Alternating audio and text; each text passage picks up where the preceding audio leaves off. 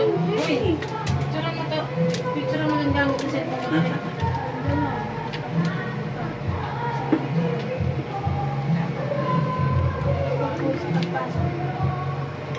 Ipasa mo na lang pala sa akin yan. Sa messenger. Bigyan natin yung gulay guys. Wala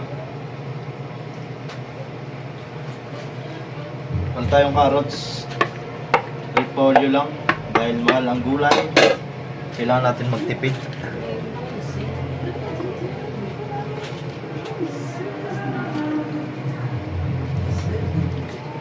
Ito yung ano natin, hapunan. Ulam. Ang kapares nito kanin, bahaw.